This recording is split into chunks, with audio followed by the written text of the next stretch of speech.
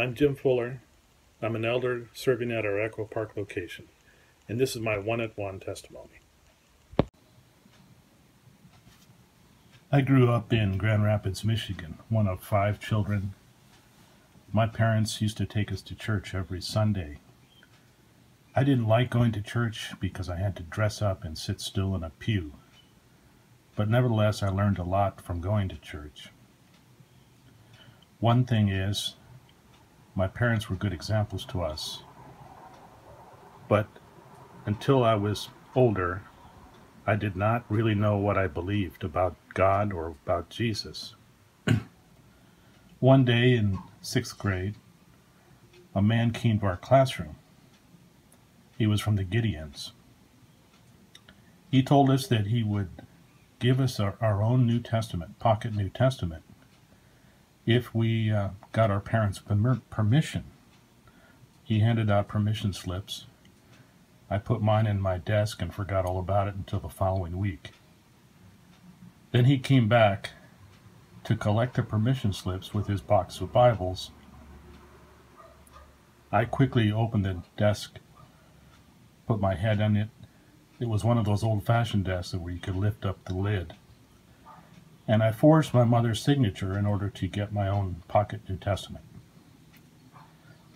Now, I think my mother would have approved it anyway, and I do think in retrospect that committing this sin in order to get a Bible may not have been such a bad thing.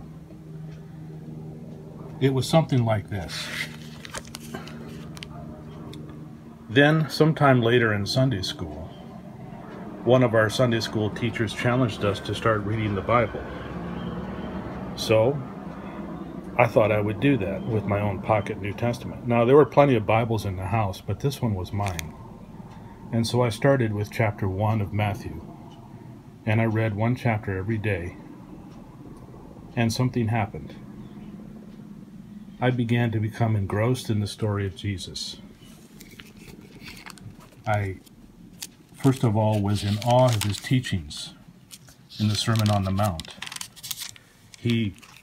And the way he was able to answer his critics, the Pharisees and the scribes.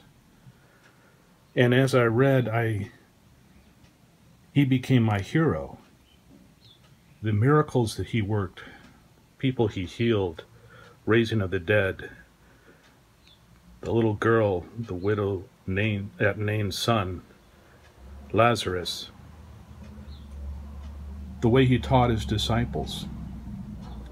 And at the same time, as I read one chapter every day, I became convicted of my own sin, recognizing that I wasn't anything like Jesus.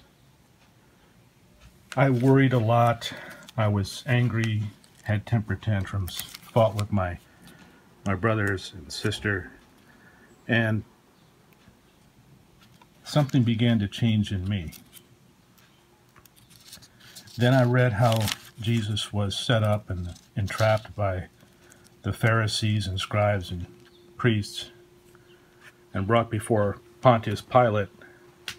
And I thought, this is so unfair, so unjust. How can they do this to him? He's a good man. He's innocent. And then they crucified him. And I thought that was a terrible wrong that was committed. And then he was raised from the dead on the 3rd day. And as I read through the rest of the Gospels and started into Romans and the rest of the New Testament, I realized what Jesus' death meant. But still, until that point, I had not appropriated it for myself. Then one day at church, on a Sunday, I was just walking up a stairway and I saw a poster for the North American Christian Convention, as it was called back then. And the theme of that convention that year was, "The truth shall make you free."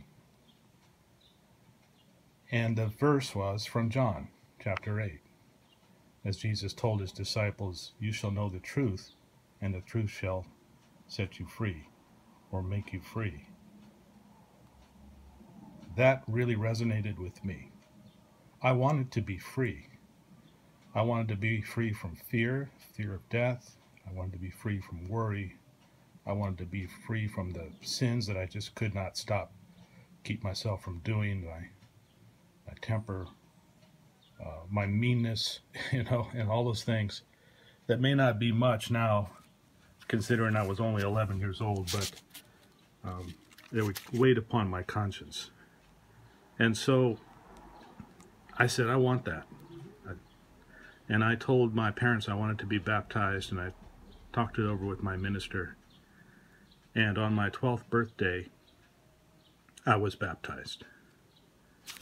And this Bible was given to me. This is not a Gideon Bible, but it was given to me by my minister and signed by him. I would say to anyone who wants to know about Jesus, read the Bible. The Word is powerful. It changed me.